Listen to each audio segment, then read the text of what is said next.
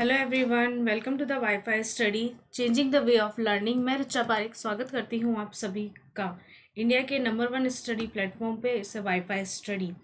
हमने अपनी last class में डिस्कस किया था कि हाइपर कॉन्जुगेशन क्या होता है, इंडक्टिव इफेक्ट क्या होता है, जो भी इलेक्ट्रॉनिक इफेक्ट्स हैं जो अपने वो चल रहे थे। तो उसी क्लास को मैं आज कंटिन्यू करूँगी। क्लास को कंटिन्यू वीडियो स्टार्ट करने से पहले मैं चाहूँगी कि आप अपने जितने भी नोन हैं, जितने भी आपके जानकार हैं, उसमें आप जल्दी से जल्दी इस वीडियो को शेयर कीजिए ताकि वो भी आपके साथ साथ इस वीडियो को इस वीडियो के ज़रिए वो अपनी और केमिस्ट्री को बेहतर बना सकें, उनको थोड़ी हेल्प मिले। और साथ ही साथ अगर अगर आप इस चैनल पे नए हैं तो प्लीज़ इस चैनल को सब्सक्राइब करना ना भूलें। तो जल्दी से जल्दी इसको शेयर कीजिए और इस चैनल को सब्सक्राइब कीजिए। तो गाइज आज की अपनी वीडियो हम शुरू करते हैं।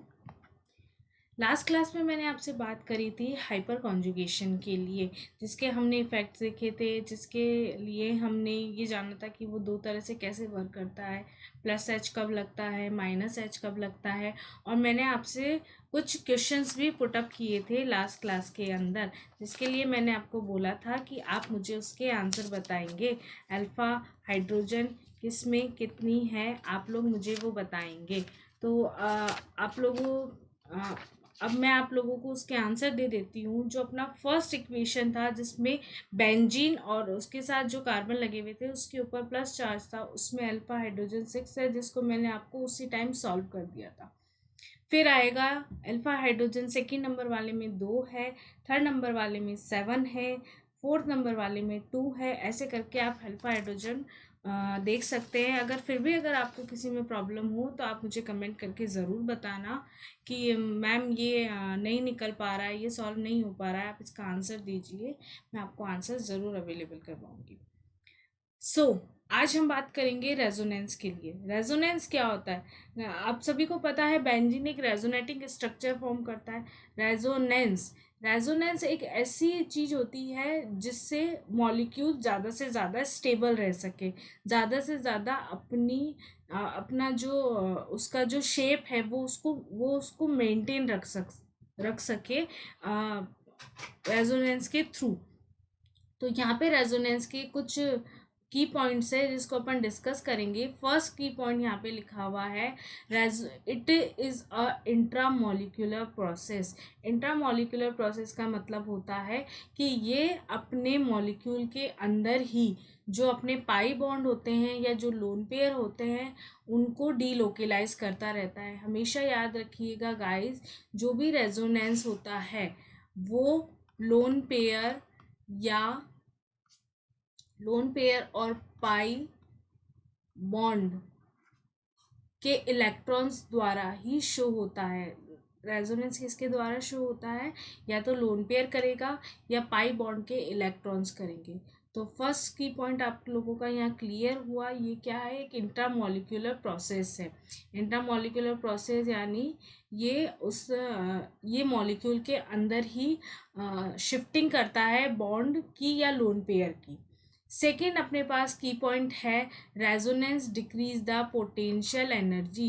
रेजोनेंस सिस्टम की पोटेंशियल एनर्जी यानी उसकी स्थितिज ऊर्जा को कम करता है। हमेशा याद रखिएगा, अगर पोटेंशियल एनर्जी मॉलिक्यूल की पोटेंशियल एनर्जी इन्वर्सली प्रोपोर्शनल होती है उसकी स्टेबिलिटी के। किसके? स्टेबिलिटी के। अब मैंने यहाँ आपको बोला कि पोटेंशियल एनर्जी डिक्रीज हो रही है, पोटेंशियल एनर्जी रेजोनेंस की वजह से डिक्रीज हो रही है। तो जैसे ही ये डिक्रीज होगी तो इसकी ऑब्वियसली क्या है? स्टेबिलिटी इंक्रीज होगी। तो अपना नेक्स्ट पॉइंट क्या हो गया? अगर सिस्टम की पोटेंशियल एनर्जी डिक्रीज होगी बिहाफ ऑफ रेजोनेंस के थ्रू, अगर सिस्टम की पोटेंशियल एनर्जी डिक्रीज होगी तो उसका मतलब डायरेक्ट होता है कि उसकी स्टेबिलिटी इंक्रीज होगी। स्टेबिलिटी कैसे इंक्रीज होगी?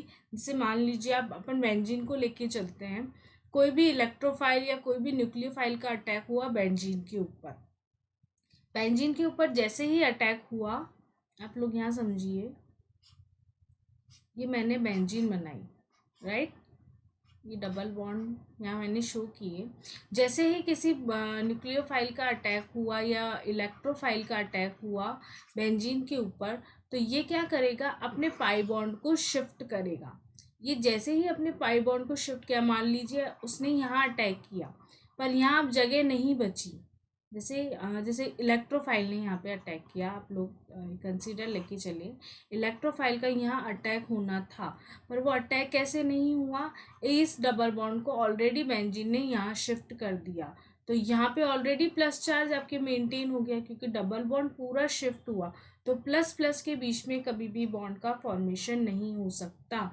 तो अब इलेक्ट्रोफाइल यहाँ अटैक करके नहीं और कहीं जाएगा जहाँ पे इलेक्ट्रॉन डेंसिटी ज़्यादा हो गई, जहाँ पे इलेक्ट्रॉन की डेंसिटी ज़्यादा हो गई वहाँ जाएगा, पर वहाँ जाने से पहले इस बॉन्ड का वापस से शिफ्टिंग हो जाएगी और ये वापस से यहाँ शिफ्टिंग हो जाएगी। इसका मतलब सिंपल सा ये है कि स्टेबिलिटी को बढ़ाने के लिए बेंजीन में या अदर कंपाउंड जो भी रेजोनेटिंग स्ट्रक्चर परफॉर्म करते हैं उनमें पोटेंशियल एनर्जी तो डिक्रीज हो जाती है और उनकी स्टेबिलिटी इंक्रीज हो जाती है, क्योंकि उसमें रेजोनेंस पाया जाता है। आप लोगों का रेजोनेंस बोलूँ या रेजोनेटिंग स्ट्रक्चर बोलूँ, ये यहाँ पे प्रेजेंट होती है।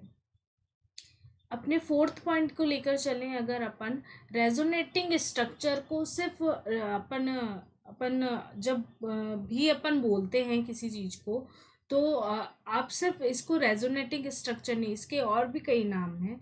जैसे कि इसके नाम है, एक तो आप जनरली जानते हैं, एक तो है रेजोनेटिंग स्ट्रक्चर, दूसरा नाम इसको और बोलते हैं कॉन्ट्रीब्यूटिंग स्ट्रक्चर, तीसरा नाम इसको बोलते हैं canonical structure. Contributing structure, canonical structure are imaginary और हाइपोथेटिकल। ये हमारा खुद का इमेजिनेशन होता है कि हाँ भाई ये बॉन्ड ऐसे मूव हो गया, एक्चुअल में बॉन्ड मूव होते हैं बट वो हमारे कॉन्सेप्ट के अकॉर्डिंग होते हैं। ये कहीं भी नहीं लिखा हुआ होता है कि रेजोनेटिंग स्ट्रक्चर जो स्ट्रक्चर होती है वो ट्रू स्ट्रक्चर होती है।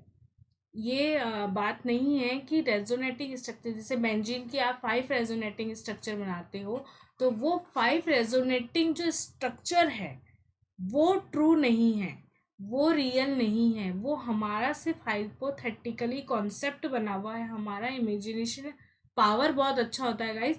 हम यहाँ बैठे बैठे कहीं की भी सैर कर आते हैं कि लंदन ऐसा होगा, अमेरिका ऐसा होगा, या जापान में आज ये चल रहा होगा, या फिर और तो कुछ नहीं, अपन घर पे बैठे बैठे पड़ोसियों के भी पता चल जाता है कि यार वो तो ये कर रहा होगा। तो वही चीज़ है, अपना इमेजिनेशन पावर इतना तेज होता है कि अपन जो नॉर्मल स्ट्रक्चर है उसकी 5 तरह की, बेंजीन की नॉर्मल स्ट्रक्चर है उसकी 5 रेजोनेटिंग स्ट्रक्चर आसानी से ड्रॉ कर सकते हैं। यहाँ पे एक लाइन लिखी हुई है, कॉनिकल स्ट्रक्चर आर इमेजिनरी और हाइपोथेटिकल। मतलब रेजोनेटिंग स्ट्रक्चर बोलूँ, कॉन्ट्रीब्यूटिंग स्ट्रक्चर बोलूँ या मैं कॉनिकल स्ट्रक्चर बोलूँ, ये तीनों का मतलब एक ही है। ये क्या होती है, हाइपोथेटिकल या इमेजिनरी कॉन्सेप्ट होता है जो अपन खुद डेवलप करते हैं, while resonance hybrid is true, जबकि एक रेजोनेंस हाइब्रिड ट्रू या रियल स्ट्रक्चर होती है। अब आप लोग कंफ्यूज हो गए होंगे कि मैम बोलना क्या चाह रही है, समझाना क्या चाह रही है। तो जस्ट बिकॉज मैं ये समझाना चाह रही हूँ, अगर आपने कोई 5 स्ट्रक्चर बनाई, जैसे कि मैं बेसिक से समझाती हूँ, अपन रिएक्टेंट लेते हैं और उससे अपन को प्रोडक्ट बनता है। तो जो प्रोडक्ट आपको जो मिला है वो रियल है, जो रिएक्टेंट आपको मिला है वो रियल है, बचा हुआ बीच में जो इंटरमीडिएट है वो रियल है आप लोगों के लिए, क्योंकि इंटरमीडिएट ऑब्वियसली किसी ना किसी चीज़ का बनता है। तो बस मैं यही समझाना चाह रही हूँ कि जो चीज़ रियल है वो एज अ रेजोनेंस हाइब्रिड है। मतलब अगर माइनस चार्ज कहीं स्टेबल हो रहा है तो वो, या प्लस चार्ज कहीं स्टेबल हो रहा है एज इन रेजोनेटिंग स्ट्रक्चर में, तो वो ट्रू स्ट्रक्चर होती है। बाकी सारे अपने के कॉन्सेप्ट होता है, अपनी एक सोच होती है कि हाँ ऐसे ऐसे ऐसे करके स्ट्रक्चर बनाई जा सकती है, ऐसे ऐसे करके अपनी सहूलियत के अकॉर्डिंग अपन को जैसे ठीक लगता है अपन वैसे वैसे इसको घुमा घुमा के अपने आंसर तक पहुंच ही जाते हैं। तो रेजोनेंस यही है कि अपन को अपना आंसर निकाल के लाना होता है, चाहे वो 5 स्ट्रक्चर बना के निकालो, चाहे वो 10 स्ट्रक्चर आप बना के निकालो। तो रेजोनेंस ऐसा कॉन्सेप्ट है जिसमें जो सिर्फ रेजोनेंस हाइब्रिड होता है वही ट्रू होता है, वही रियल स्ट्रक्चर होती है, जबकि रेजोनेटिंग जो स्ट्रक्चर होती है वो हाइपोथेटिकल या अपना इमेजिनेशन पावर होता है या इमेजिनेशन कॉन्सेप्ट होता है, जिसके अकॉर्डिंग आप रेजोनेंस हाइब्रिड तक पहुंच सकते हैं। यहाँ पे फिफ्थ पॉइंट आप लोगों के सामने है, resonance involve the delocalisation of lone pair and pi electron. ये मैंने आपको स्टार्टिंग में बता दिया था कि रेजोनेंस जो भी जो उसमें जो इन्वॉल्व होता है, उसमें जिसका डीलोकलाइजेशन होता है, डीलोकलाइजेशन यानी एक स्थान से दूसरे स्थान पर जाना, तो वो उसमें कौन पार्टिसिपेट करता है, उसमें आपके लोन पेयर या इलेक्ट्रॉन्स का पार्टिसिपेशन होता है। 6 पॉइंट यहाँ पे है, resonating structure must follow Lewis octet rule. Guys ये वर्ड हमेशा याद रखिएगा, Lewis octet rule. Lewis octet rule क्या होता है, ये फिक्स होता है। पहली चीज, लुईस ऑक्टेट रूल में आप कोई भी चीज को बदल नहीं सकते हो। फिक्स का मतलब मेरा ये होता है, मेरा ये कहना है कि अगर कार्बन की 4 वैलेंसी है तो कार्बन मैक्सिमम 4 वैलेंसी ही शो कर सकता है, कार्बन पेंटावेलेंट नहीं हो सकता। अगर नाइट्रोजन अपनी 3 वैलेंसी प्लस एक लोन पेयर भी अगर वो कंट्रीब्यूट करे तो NH4+ के साथ भी वो स्टेबल होता है कई कंडीशंस में। तो वैसे ही नाइट्रोजन भी टेट्रावेलेंट ही हो सकता है, पेंटावेलेंट नहीं हो सकता। ऐसे ही अगर मैं बात करूं ऑक्सीजन की, तो ऑक्सीजन भी डाईवैलेंट ही होता है, ऑक्सीजन भी ट्राईवैलेंट भी चलता है, क्योंकि ओजोन O3 भी आप लोगों के पास पाया जाता है। तो ऑक्सीजन भी ट्राईवैलेंट हो सकता है, टेट्रावैलेंट में वो सूटेबल नहीं होता। O3 का तो एग्जाम्पल अपन ने लास्ट वाली क्लास में भी देखा था कि कैसे प्रिपेयर होता है। तो यहाँ पे मैंने वही चीज़ लिख रखी है, resonating structure must follow Lewis octet rule, that means carbon never pentavalent, carbon atom never pentavalent. और मैंने आगे लिखा हुआ है नाइट्रोजन एटम नेवर पेंटावेलेंट, मतलब नाइट्रोजन भी 5 संयोजकताएं नहीं दर्शा सकता। और same as it is oxygen atom never tetravalent, oxygen भी O3 के रूप में रहता है, तो ज़्यादा से ज़्यादा 3 ये वैलेंसी शो कर सकता है, 3 संयोजकताएं ये शो कर सकता है। चौथी संयोजकता इसकी कैपेसिटी के बाहर है, ये मतलब चौथा बॉन्ड ये फॉर्मेशन नहीं कर पाता है। अब अपन अगर बात करें आगे, तो 7th क्या है आप लोगों का, 7th पॉइंट है आपका, इन the resonating structure arrangement of atoms remains same, these should differ with respect to arrangement of electron। Simple सी चीज़ है, अगर ये आपको ये वर्डिंग या ये लाइन समझ में नहीं आ रही हो, तो आप सिंपल सा ये चीज़ समझिए कि जो भी रेजोनेटिंग स्ट्रक्चर बनती है, जो भी रेजोनेंस में इंक्लूड होने के बाद में जो भी नई स्ट्रक्चर बनती है, उसमें इलेक्ट्रॉन्स का रीअरेंजमेंट होता है, ना कि एटम्स का। मेरा कहने का मतलब ये है कि अगर मैं बेंजीन लूँ, अगर मैं यहाँ पे आप लोगों के लिए बेंजीन लूँ, तो बेंजीन की स्ट्रक्चर ये होती है गाइस। मेरा कहने का मतलब ये है, ये कार्बन, ये कार्बन, ये कार्बन, जितने भी ये 6 मेंबर रिंग है, तो ये 6 कार्बन अपनी ही जगह रहते हैं। यहाँ पे मूवमेंट किसका होता है, ओनली इलेक्ट्रॉन्स का। पाई बॉन्ड इलेक्ट्रॉन्स बोल दो आप लोग, या फिर आप लोग लोन पेयर बोल दो, या तो पाई इलेक्ट्रॉन का डीलोकलाइजेशन होता है या फिर लोन पेयर का डीलोकलाइजेशन होता है। तो ये सिर्फ 7th नंबर का पॉइंट ये बता रहा है कि जो भी अरेंजमेंट होता है वो एटम्स का अरेंजमेंट नहीं होकर क्या होता है, इलेक्ट्रॉन्स का अरेंजमेंट होता है। वो करती हूँ गाइज आपको समझ में आया होगा 7 नंबर का पॉइंट। अब नेक्स्ट आपका पॉइंट है, contributing structure should be written in such a way that more electronegative atoms bear negative charge and less electronegative atom bear positive charge। Simple सी चीज ये है गाइस कि हमेशा हमें याद रखना है कि जब भी हम रेजोनेटिंग स्ट्रक्चर ड्रॉ करेंगे तो हमेशा हमें ये याद रखना है कि जो भी मोर इलेक्ट्रोनेगेटिव एटम होगा आप लोगों के पास, हमेशा माइनस चार्ज उसी के पास स्टेबल है और लेस इलेक्ट्रोनेगेटिव एटम के पास पॉजिटिव चार्ज स्टेबल होता है। जैसे कि आप लोगों को नीचे एग्जांपल में समझ में आ रहा होगा, ये मैंने कार्बोनाइल के स्ट्रक्चर लिए, यहाँ पे कार्बन है, इस जगह कार्बन है, तो कार्बन और ऑक्सीजन में कार्बन क्या हो गया, लेस इलेक्ट्रो नेगेटिव एलिमेंट हो गया, और ऑक्सीजन क्या हो गया, मोर इलेक्ट्रो नेगेटिव एलिमेंट हो गया, राइट।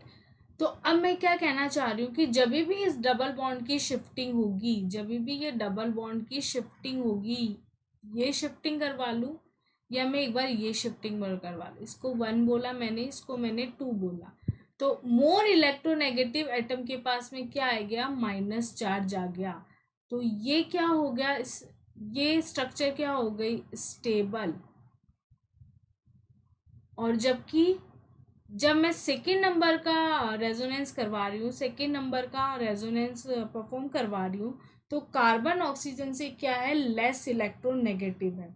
तो कार्बन जब ऑक्सीजन से लेस इलेक्ट्रोनेगेटिव है तो इसका मतलब क्या हो गया, कार्बन के ऊपर minus charge carbon carry out नहीं कर सकता। हाँ, हालांकि कार्बन से अगर नीचे का कोई आपके पास मॉलिक्यूल प्रेजेंट है जो कार्बन से लेस इलेक्ट्रोनेगेटिव है, तब कार्बन के पास आप माइनस चार्ज रख सकते हो, लेकिन अभी यहाँ पे अपनी स्ट्रक्चर में ऑक्सीजन आपके पास प्रेजेंट है जो कि कार्बन से मोर इलेक्ट्रोनेगेटिव होता है। इसलिए ये जो सेकेंड नंबर का रेजोनेंस है, ये जो सेकेंड नंबर की रेजोनेटिंग स्ट्रक्चर यहाँ नीचे ड्रॉ हुई है, ये बनना इम्पॉसिबल है गाइज, ये कभी भी एग्जिस्ट नहीं करती, ठीक है। नेक्स्ट अपन बात करते हैं, in the resonating structures charge separation should be low. Charge separation should be low का मतलब क्या होता है गाइस, आप लोग सिंपल सी लैंग्वेज में समझिए, अपोजिट चार्ज में अट्रैक्शन होता है, वो पास पास रहते हैं, राइट गाइस। अपोजिट चार्ज में इंट्रैक्शन होता है जिसके कारण वो आपस में पास पास रहते हैं। लेकिन एक बार अगर सिस्टम की बात करूं, मैं किसी नॉर्मल सी सिस्टम की अगर मैं बात करूं, तो यहाँ पे जो ये पॉजिटिव और नेगेटिव चार्ज है, on moving up to down, ऊपर से नीचे आने पर मैंने क्या किया, ये जो पॉजिटिव और नेगेटिव जो चार्ज है इनके बीच की डिस्टेंस को मैं बढ़ाती गई, धीरे धीरे करके मैंने इनके बीच की डिस्टेंस को बढ़ाया गया। बढ़ाने का मतलब क्या हुआ, पॉजिटिव चार्ज और नेगेटिव चार्ज के बीच में अट्रैक्शन बॉन्ड होता है तो वो बहुत अच्छे से बंधे हुए रहते हैं।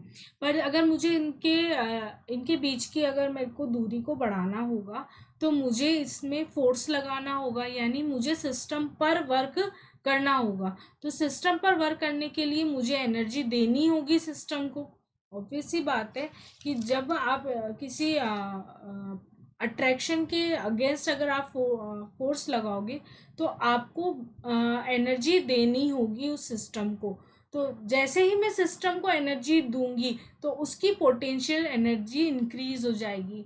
और पीछे की स्लाइड में मैंने आप लोगों को जब पॉइंट आया था तब मैंने आप लोगों को बताया था कि पोटेंशियल एनर्जी इन्वर्सली प्रोपोर्शनल होती है उसकी स्टेबिलिटी के अकॉर्डिंग। अब आप जनरल सी थिंग में आप बात समझिए कि जैसे ये पॉजिटिव और ये नेगेटिव चार्ज है, जब मैं ये दोनों अट्रैक्शन फोर्स से एक दूसरे से बंधे हुए हैं, लेकिन अगर मैं फोर्स लगा के इनको दूर दूर दूर दूर लेके जाऊंगी तो ये जैसे जैसे एक कंडीशंस के बाद में तो आसानी से चले जाएंगे, लेकिन एक लेवल तक तो इनमें अट्रैक्शन फोर्स बहुत अच्छे से बंधा रहेगा। जैसे आप इससे भी समझ सकते हैं कि न्यूक्लियस और उसका 1s ऑर्बिटल, उसका जो इलेक्ट्रॉन है और न्यूक्लियस को अगर आप दूर दूर करोगे तो आपको अट्रैक्शन फोर्स ज़्यादा लगाना पड़ेगा बजाय 5s के। तो यही बात है गाइस, जैसे जैसे distance in between opposite charge increase होगा उसकी पोटेंशियल एनर्जी भी इंक्रीज होगी, क्योंकि आप सिस्टम पर वर्क कर रहे हो, सिस्टम को एनर्जी प्रोवाइड कर रहे हो उस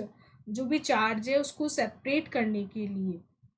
उससे क्या होगा, जैसे ही पोटेंशियल एनर्जी इंक्रीज हुई आपकी स्टेबिलिटी डिक्रीज हो जाएगी, आपकी स्टेबिलिटी डिक्रीज हो जाएगी। आप लोग देख रहे हैं यहाँ पे, इसका मतलब क्या हो गया, distance in between opposite charge अगर इंक्रीज हो रहा है तो जो भी एटम है उनकी स्टेबिलिटी, जो भी मॉलिक्यूल है उसकी स्टेबिलिटी क्या होगी, डिक्रीज होगी। अब सेकेंड पॉइंट पे अगर अपन चलें तो यहाँ पे लिखा हुआ है resonating structure, same charge does not lies on adjacent atom. इसका मतलब क्या है और ऊपर वाले का मतलब क्या है, अब एक साथ समझिए आप लोग। पहला मैं ये कहना चाह रही हूँ कि जो पॉजिटिव और नेगेटिव चार्ज है, जो अपोजिट डायरेक्शन के चार्ज है, वो एक के बाद एक के बाद एक के बाद एक एटम के साथ रह सकते हैं, मतलब अपने पड़ोसी के साथ रह सकते हैं, क्योंकि एक प्लस है दूसरा माइनस है, एक प्लस है दूसरा माइनस है, तो वो आराम से रह सकते हैं। जबकि दोनों ही प्लस प्लस हैं तो वो आराम से नहीं रह सकते। अगर आप लोगों को जैसे मैं बताऊं कि जैसे एक जंगल का एक ही शेर होता है ना, वैसे ही यहाँ है कि अगर दोनों दो शेर को आप एक ही जगह छोड़ दो तो वो एक साथ नहीं रह पाएंगे।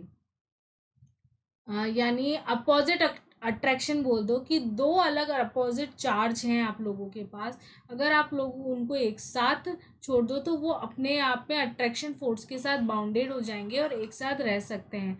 जबकि जो दो सेम चार्ज है उनको अगर आप एक साथ रखो तो उसके लिए आपको एनर्जी देनी पड़ेगी सिस्टम को। सेम चीज है, वहां पे क्या हो रहा है, अट्रैक्शन तोड़ने के लिए एनर्जी देनी पड़ रही है या रिपल्शन को कम करने के लिए, रिपल्शन को मतलब हटाने के लिए एक तरह से, क्योंकि पॉजिटिव पॉजिटिव ले लूँ या मैं नेगेटिव नेगेटिव ले लूँ, अगर उन दोनों को मैं पास में लेके आऊँगी तो भी आपको एनर्जी देनी पड़ेगी, अगर मैं पॉजिटिव और नेगेटिव को दूर लेके जाऊँगी तो भी आपको एनर्जी देनी पड़ेगी।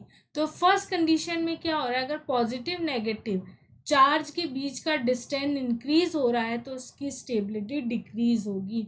और सेम ऐसा है कि अगर सेम चार्ज के जो कंपाउंड है उनका डिस्टेंस इंक्रीज हो रहा है, सॉरी डिक्रीज हो रहा है, उनका डिस्टेंस डिक्रीज हो रहा है, दैट मीन्स रिपल्शन इंक्रीज हो रहा है, उसकी पोटेंशियल एनर्जी इंक्रीज हो रही है, क्योंकि आप उसके लिए भी सिस्टम को एनर्जी दे रहे हो। तो उसका मतलब क्या हुआ, पोटेंशियल एनर्जी जैसे इंक्रीज हुई उसकी स्टेबिलिटी क्या हो गई, अपने आप डिक्रीज हो गई। ये दो पॉइंट है जो रेजोनेंस में आप लोगों को ध्यान रखने हैं। इसका मतलब क्या है, पॉजिटिव पॉजिटिव चार्ज को कभी भी एक साथ नहीं रखना है और पॉजिटिव नेगेटिव चार्ज को कभी भी दूर नहीं करना है। सिंपल सी चीज़ है, पॉजिटिव नेगेटिव हमेशा साथ रहेंगे, जबकि सेम चार्ज यानी पॉजिटिव पॉजिटिव या नेगेटिव नेगेटिव एक साथ नहीं रह सकते। आई होप आप लोगों को ये समझ आया होगा। बात करते हैं अब नेक्स्ट टॉपिक की, तो नेक्स्ट पॉइंट की। तो नेक्स्ट पॉइंट है resonance stabilisation is greatest when there are equivalent resonating structure. इसका मतलब क्या होता है, रेजोनेंस ज़्यादा से ज़्यादा स्टेबल कब होगा, जब उसका जो रेजोनेटिंग जो उसकी स्ट्रक्चर बनेगी वो उसी की जैसी हो। उसी की जैसी का मतलब उसी की फोटोकॉपी हो पर रियल नहीं हो। दो चीज होती है, एक तो फोटोकॉपी, आप भी अपना अभी जैसे आधार कार्ड चल रहा है, आप लोगों के पैन कार्ड चल रहे हैं, तो आप लोग क्या करते हो, उसकी फोटोकॉपी निकाल के ला के देते हो। वो होता तो वैसा ही है लेकिन वो रियल नहीं होता है। तो वही चीज यहाँ है कि अगर उसी की जैसी आपको स्ट्रक्चर मिल जाती है तो वो ज़्यादा स्टेबल होती है बजाय उसके जो उसी की जैसी होती है। ठीक है, तो मैं ये सिंपल सा ही कहना चाह रही हूँ। अब इसमें एक चीज़ और ध्यान रखनी है कि अगर आपने किसी चीज़ की रेजोनेटिंग स्ट्रक्चर बनाई, सपोज करिए जैसे एसीटेट आयन है जो फर्स्ट अपना एग्जाम्पल है, एसीटेट आयन, इसी की मैंने रेजोनेटिंग स्ट्रक्चर बनाई जो कि है CH3 double bond O minus के साथ। माइनस चार्ज यहाँ कौन कैरी कर रहा है, ऑक्सीजन, कार्बन कैरी आउट नहीं कर रहा है क्योंकि कार्बन लेस इलेक्ट्रोनेगेटिव एटम है और जबकि ऑक्सीजन यहाँ पे मोर इलेक्ट्रोनेगेटिव एटम है। ठीक है, एटम है, सॉरी। यहाँ पे क्या होता है, ये लेस इलेक्ट्रोनेगेटिव है और ये मोर इलेक्ट्रोनेगेटिव है। इसने क्या किया, इसने डबल बॉन्ड की शिफ्टिंग यहाँ की, यहाँ माइनस चार्ज आया और ये यहाँ डबल बॉन्ड आया और ये माइनस चार्ज कहाँ गया, इस ऑक्सीजन के ऊपर। ये इसकी रेजोनेटिंग स्ट्रक्चर है, मतलब इससे ये बन सकता है आसानी से और इससे ये बन सकता है आसानी से, दोनों एक दूसरे की रेजोनेटिंग स्ट्रक्चर है। बट बाद में करूँ अगर फिनॉक्साइड आयन की, सेम वही ऑक्सीजन है।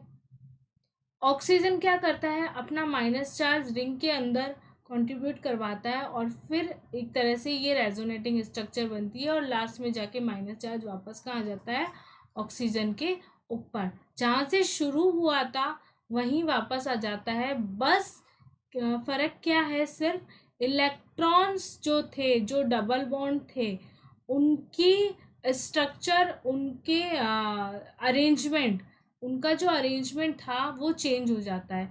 पहले डबल बॉन्ड यहाँ से शुरू हो रहे थे, अब डबल बॉन्ड यहाँ से शुरू होंगे।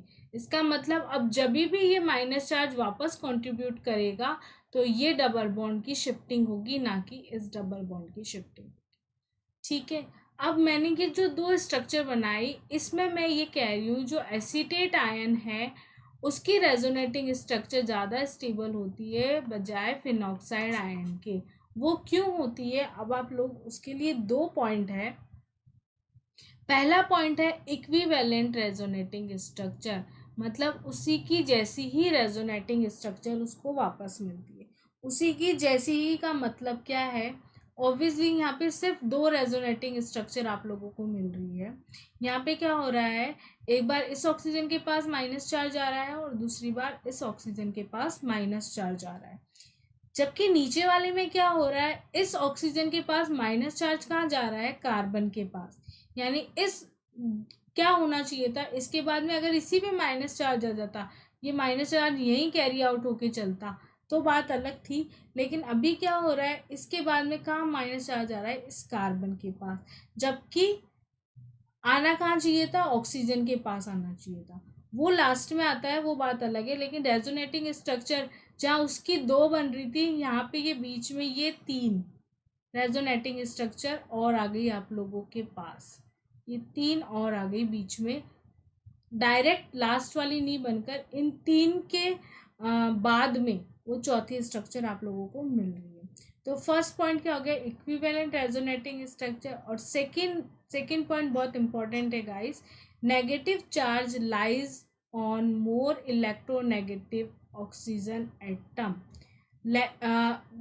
जो एसीटेट आयन है वो मोर स्टेबल किसकी वजह से है, कि जो नेगेटिव चार्ज है वो मोर इलेक्ट्रोनेगेटिव कंपाउंड के ऊपर ही है, इसलिए वो मोर स्टेबल है। तो आप लोगों को समझ में आया कि, क्योंकि यहाँ पे देखिए आप लोग, फिनॉक्साइड जो आयन है इसमें ऑक्सीजन है और कार्बन है, तो कार्बन से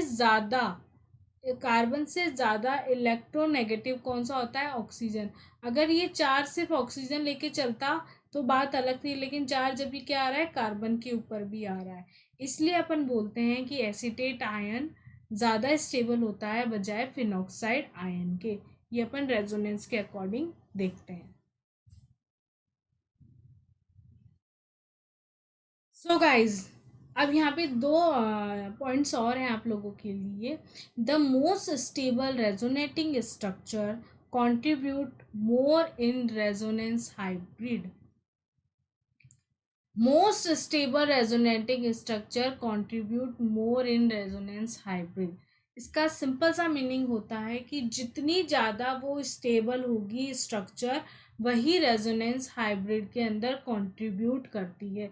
इसका मतलब क्या है, अगर पीछे लेके चलूँ मैं आप लोगों को, तो एसीटेट आयन मोर स्टेबल होता है बजाय फिनॉक्साइड आयन के, क्योंकि इसकी दोनों स्ट्रक्चर रेजोनेंस हाइब्रिड के अंदर कंट्रीब्यूट कर सकती है, बजाय फिनॉक्साइड आयन की या तो ये स्ट्रक्चर या फिर ये लास्ट वाली स्ट्रक्चर ही कंट्रीब्यूट कर सकती है। ये तीन स्ट्रक्चर रेजोनेंस हाइब्रिड के अंदर कंट्रीब्यूट नहीं कर सकेगी।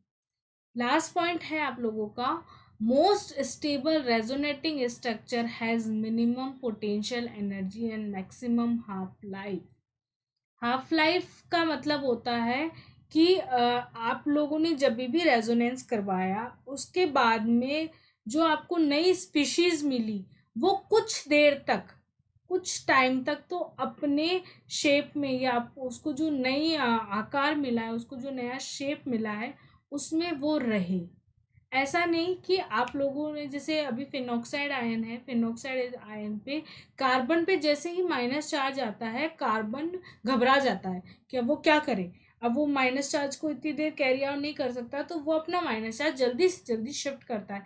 लेकिन ऑक्सीजन के साथ ये नहीं होता है, ऑक्सीजन आराम से माइनस चार्ज को लेके रह सकता है क्योंकि उसकी इलेक्ट्रोनेगेटिविटी कार्बन से बहुत ज़्यादा होती है, और कार्बन से ज़्यादा होती है। और इन दोनों में जो एसीटेट आयन है उसकी पोटेंशियल एनर्जी कम होती है, क्योंकि क्यों होती है, क्योंकि जो नेगेटिव चार्ज है वो कौन सा एटम लेके चल रहा है, मोर इलेक्ट्रोनेगेटिव एटम लेके चल रहा है। थैंक यू गाइस, आज के लिए सिर्फ इतना ही। नेक्स्ट वीडियो में अपन रेजोनेंस को ही आगे बढ़ाएंगे। जैसा कि मैंने आप लोगों को, मैं फिर वहाँ पे आप लोगों को कुछ क्वेश्चंस भी दूंगी जिसको भी आप लोग सॉल्व करेंगे और मुझे बताएंगे कि अगर आपको किसी में प्रॉब्लम आ रही है तो। जैसा कि मुझे कमेंट्स में मिल रहा है कि आप मैम, आप है ना ऊपर ऊपर से पढ़ा रहे हो, अच्छे से नहीं पढ़ा रहे हो, तो डोंट वरी गाइस, उसकी आप लोगों को टेंशन लेने की ज़रूरत नहीं है। अभी मैंने सिर्फ इलेक्ट्रॉनिक इफेक्ट्स क्या होते हैं उसका आप लोगों को हिंट दिया है कि इंडक्टिव इफेक्ट कैसे वर्क करता है, हाइपर कॉन्जुगेशन कैसे वर्क करता है, रेजोनेंस कैसे वर्क करता है। जब हम इनके एप्लीकेशंस की बात करेंगे तो आप लोगों के क्वेश्चंस भी पुटअप होंगे, आप लोग उस क्वेश्चंस को सॉल्व भी करेंगे, और अलग से अलग हम आगे से आगे नए से नए क्वेश्चंस बनाएंगे, और आप लोगों को कुछ पीडीएफ बोलूँ या कुछ क्वेश्चंस बोलूँ जो मैं आप लोगों को वर्क में भी दूंगी। फिर नेक्स्ट टाइम पे जब भी मैं आऊँगी तब आप लोग या तो कमेंट में मुझे उसके आंसर बताना, या फिर जब जब भी हमारी मुलाकात होगी तब हम आप उसके आंसर डिस्कस करेंगे। Okay guys, thank you so much guys.